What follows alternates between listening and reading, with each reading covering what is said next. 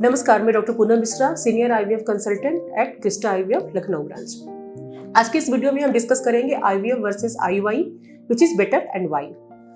IUI stand for intrauterine insemination, in which processed sperm is inserted inside the uterine cavity of female partner. In vitro fertilization. In vitro fertilization is a technically difficult. IUI is a very simple procedure. किन patients में हमें IUI करना चाहिए, किन patients में हमें IVF करना चाहिए, इनका सक्सेस रेट क्या है और इसमें क्या क्या सावधानियां लेनी होती है, ये सारी बातें मैं आपको आज इस वीडियो में बताऊंगी। Which patient should go for IUI?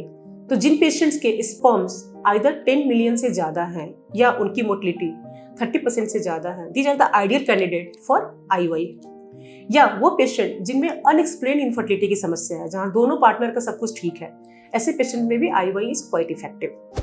Third, वो पेशेंट जिनकी फीमेल पार्टनर में कोई प्रॉब्लम्स नहीं है but sperms is a factor, वहाँ पे एजियोस्पर्मिया है या उनका स्पर्म शून्य है, वहाँ भी हम डोनर स्पर्म किट से IUI करते हैं।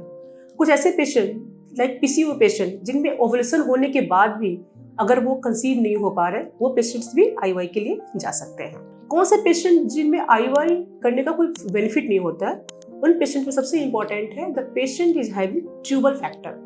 अगर किसी भी पेशेंट्स का ट्यूब ब्लॉक है, उन पेशेंट्स को IUI में कोई सक्सेस नहीं मिलता है।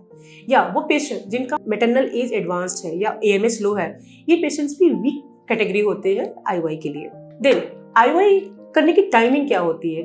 IUI चूंकि एक नेचुरल साइकिल को मिमिक करता है, तो इसमें टाइमिंग इज वेरी इंपॉर्टेंट। जो पेशेंट फ्रिक्वेंट इंटरकोर्स नहीं कर पाते हैं या उनको इंटरकोर्स करने में प्रॉब्लम होती है, वो पेशेंट्स भी IUI से बेनिफिटेड हो सकते हैं। इसमें ड्यूरिंग द ओवुलेशन, जब पेशेंट्स का ओवुलेशन होना होता है, उस टाइम पे हम इस स्पर्म को वॉश करके इनसाइड यूट्रस डालते हैं।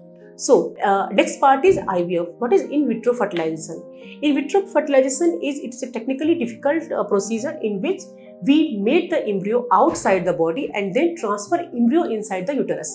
So यहाँ हम पूरा भ्रूण बना के आपके अंदर डालते हैं, जो कि IUI में एक नेचुरल प्रोसेस है जिसमें sperms only we left the sperms, अपने आप स्पर्म्स ट्रेवल करता है और आप एग से फर्टिलाइज करता है।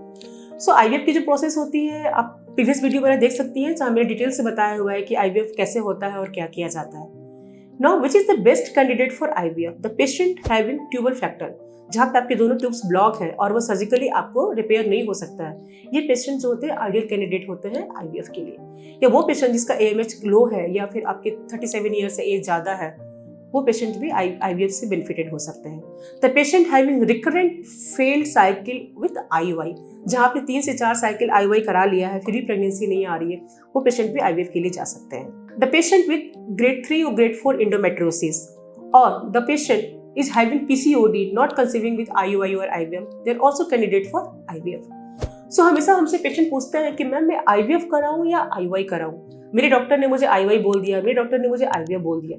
तो मैं को बताना चाहूंगी, ये डिसाइड होता है पेशेंट्स के कॉज ऑफ इनफर्टिलिटी पे। और आप अपने डॉक्टर की बात जरूर सुनिए कि IVF के लिए जाना है या IUI के लिए जाना है, they will give you best decision. आशा करती हूँ आपको इस वीडियो से बेनिफिट मिला होगा। अगर फिर भी आपको कोई डाउट है IVF और IUI के बारे में, आप हमसे संपर्क कर सकते हैं। हमारा नंबर नीचे लिखा हुआ आ रहा है। We are happy to help you.